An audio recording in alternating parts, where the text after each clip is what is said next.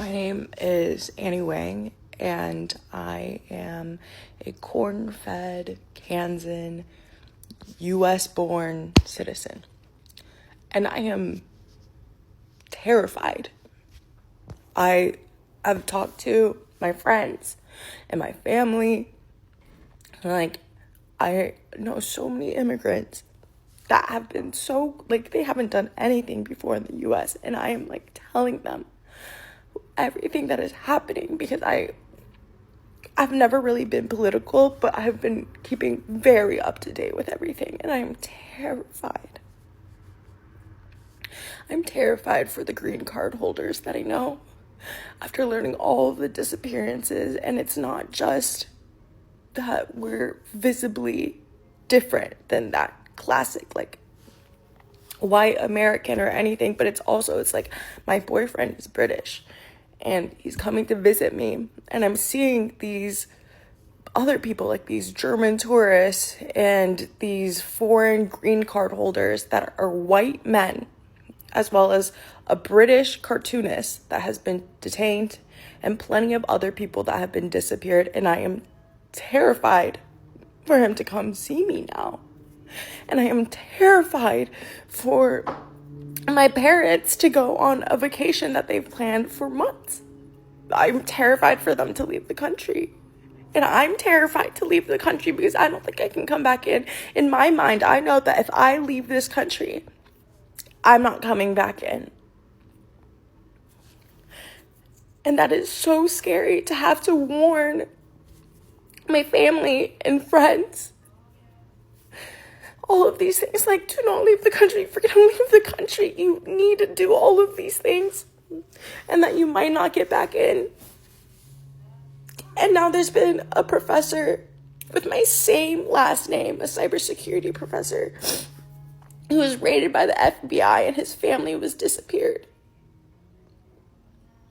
And there's also a 21-year-old student who's just 1 year younger than me, and she's Korean. And she's being looked for to be detained, and she is in hiding. This is not just an issue for whatever you have seen on the media. It is everyone that you know that is not white presenting and not a US citizen. And it is fucking terrifying. And I'm scared to my core. And I don't know if I'm just spinning out right now. But I was talking to some of my friends the other day, and they were I'm scared to speak out because they're literally detaining people for speaking out, for saying anything remotely pro-Palestine or whatever.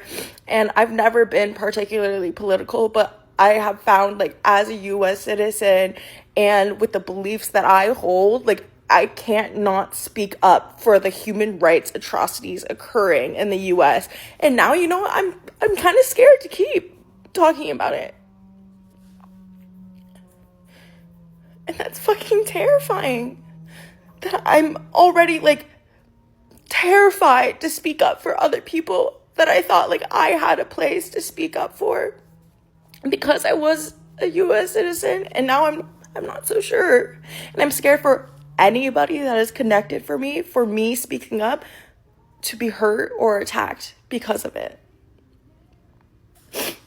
But I guess I've already started, and I'm gonna continue to do as much as I can do, but it is so frightening. And originally, I wanted to attend the April 5th protest, but now I'm not so sure if I can, because I'm terrified. And I urge anybody that is in a place of privilege, that is, white presenting and an American citizen, to please speak up for us, because I don't know how much longer we can speak up for ourselves either, and how much longer we can speak up for the other people that can't even speak up for themselves. So I urge any friends, I urge anybody that's watching this to please speak up, because right now it is a test. It is a test to see how American citizens respond to the things that they're doing. And if we're not outraged and if we're not speaking up, then they're just going to keep doing it. really fucking scary. Okay, I'm definitely like spitting out, but what the fuck do you mean that Japan, China, and Korea are now aligned?